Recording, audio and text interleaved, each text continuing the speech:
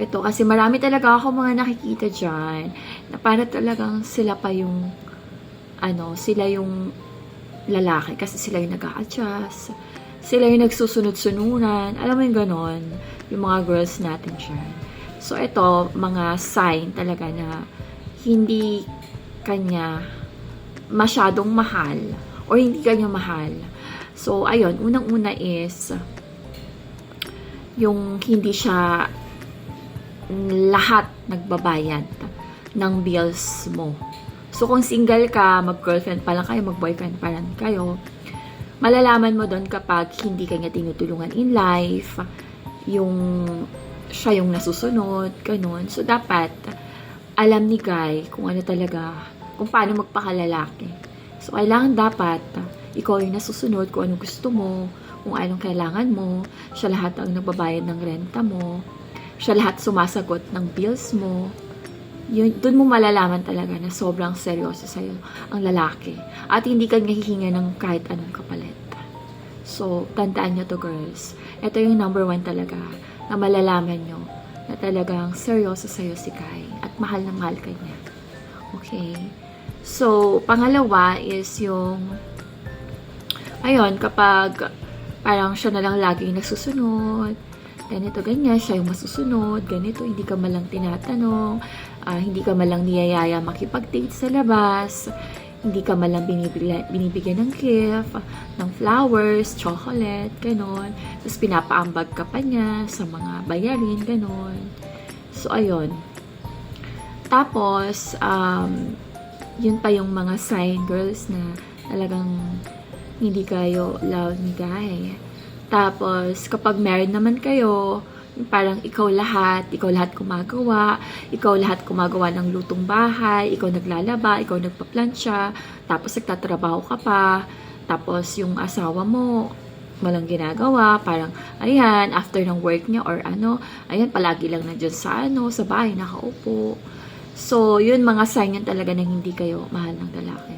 Kasi kung mahal talaga kayo ng lalaki, hindi kayo nahihirapan, hindi kayo nasasaktan, pinapakita sa'yo ng lalaki na sobra-sobra kayong inaalagaan at ayaw kayong mawala, at alam din nila kung paano magpakalalaki.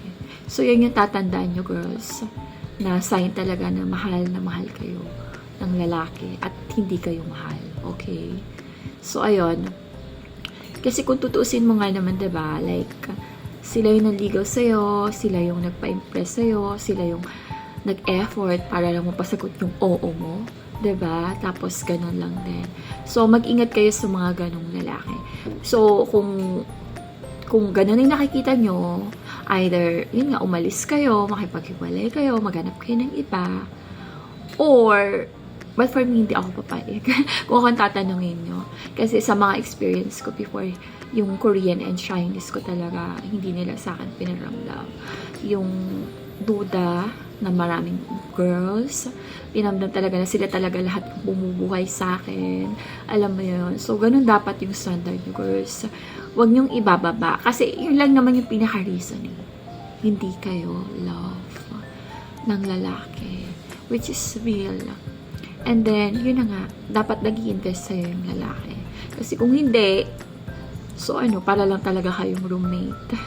Diba? Naging caregiver ka na, naging tagaluto ka na, naging laundry ka na, pa. Diba? Alam mo na, yung may kapalit pa, diba? So, girls, taasan yung standard nyo. Isa lang tayo mabuhay sa mundo, hindi kayo mauubusan ng lalaki. Meron at merong lalaking magmamahal sa inyo.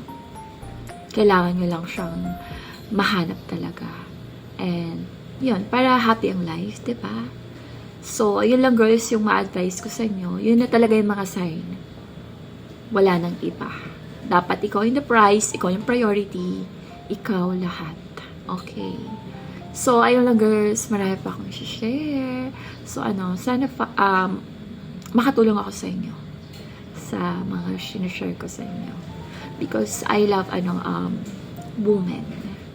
Alam mo yun. Kasi alam ko yung worth ng babae. Eh, syempre, babae rin ako, diba? So, ayun. Thank you for watching, girls. I love you all. Bye! See you on next